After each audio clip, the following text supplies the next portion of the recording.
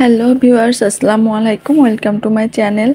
আজকে আমি দেখাবো কিভাবে হোমমেড বার্নিশ বানাতে হয় আর এই হোমমেড বার্নিশ দিয়ে কিভাবে কাজ করা যায় আর এর উপকারিতা কি, কতদিন টেকসই হয়, এসব বিষয় নিয়ে আজকে আলোচনা করব। ধরুন আমি কিভাবে হোমমেড বার্নিশটা তৈরি করি। লাগবে ফেব্রিক্যাল যে গ্লুটা, সেই গ্লুটা। আপনারা চাইলে ফেমিকনের যে গ্লুটা এটাও ব্যবহার করতে পারেন। তো ফেমিকনের গ্লু এমএইচ এসএন এরকম অনেক রকম থাকে, সেগুলো ব্যবহার করতে পারেন। তারপর লাগবে ব্রাশ, এখানে বিভিন্ন ব্রাশ হলেই হবে। এরপর পানি।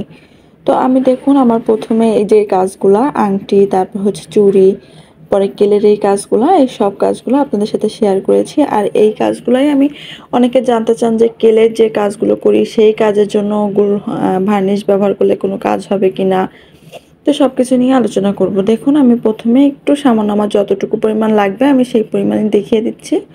আর মেন উপাদান হচ্ছে এই ফেব্রিক্যাল যেটা নেবেন গ্লুটা, তার থেকে একটু বেশি পানি নেবেন। যদি 1 চামচ হচ্ছে নেন, আঠা নেন, তাহলে হচ্ছে 1.5 চামচ পানি নেবেন। একটু পাতলা প্রলেপ করলে সুন্দর হবে। তো যেটা বলছিলাম, এই আংটিটা দেখুন আমি এখানে প্রলেপ করছি বা ভার্নিশ দিচ্ছি। এই ভার্নিশগুলো দিলে উপকার হবে, আর ভার্নিশটা আলতো হাতে করতে হবে, তাহলে খুব ভালো হবে। আর এই কাজগুলো আমি আপনাদের মাঝে শেয়ার করেছিলাম। আর ভার্নিশ কি, ভার্নিশ কেন দিতে হয়, ভার্নিশ দিলে কি উপকার হয়, হোমমেড ভার্নিশ কতদিন ভালো হয় বা ভালো থাকে, সব কিছু নিয়েই বলছি। তো ভার্নিশ হচ্ছে একটা প্রলেপ। এই প্রলেপটা দিলে হয় কি, যে আঠা বা বিভিন্ন স্প্রে বা এই আঠার মতো অনেক ভার্নিশ পাওয়া যায়, যেমন ডেকোর ভার্নিশ, তারপর হচ্ছে গ্লেসি ভার্নিশ। এই ভার্নিশগুলো আপনারা কিনতে পারেন। তো কেনার থেকে আমার মনে হয় যে আপনারা যদি ঘরে বসে এরকম ভার্নিশটা ব্যবহার করতে পারেন, তাহলে এই ভার্নিশটা আপনারা যখন তখন ব্যবহার করতে পারবেন, যখন তখন ইউজ করতে পারেন।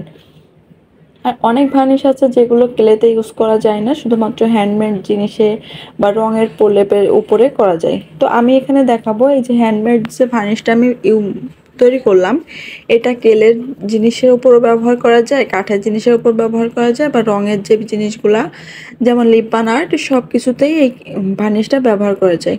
আর ভার্নিশ দিলে কি হয়, ভার্নিশ দিলে হয় কি যে আমরা যে কাজটা করি, যেমন রং, এই রংটা কিন্তু পুরোপুরিভাবে শুকায় না। অনেক দিন ধরে শুকালেও হালকা টাচ করলে দেখবেন একটা আঠালো ভাব থাকে। আর এই আঠালো ভাবের জন্য এর উপরে ময়লা পড়তে, মানে খুব সহজে ময়লা পড়তে পারে। তো ভার্নিশ দিলে হয় কি, যে একটা কাপড় ভিজায় বা টিস্যু ভিজায় হালকা একটু মুছলে এই ময়লাটা উঠে আসে।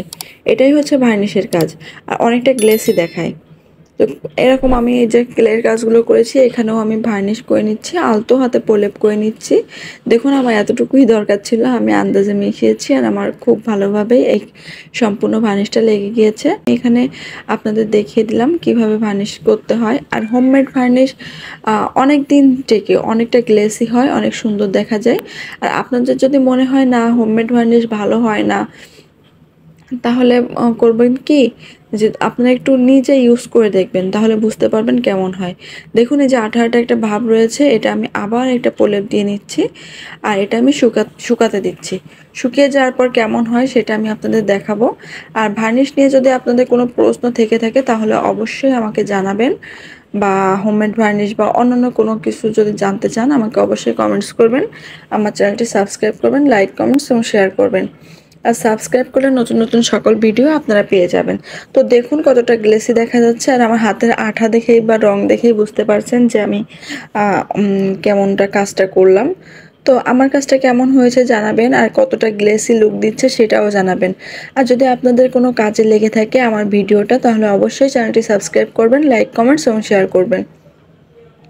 দেখুন শিউলি ফুলের চুড়িটা বা জিনিসপত্রগুলো আমি যেগুলো ভার্নিশ করেছিলাম, কতটা গ্লেসি দেখা যাচ্ছে আর কতটা সুন্দর দেখা যাচ্ছে। Thanks for watching. আল্লাহ হাফেজ।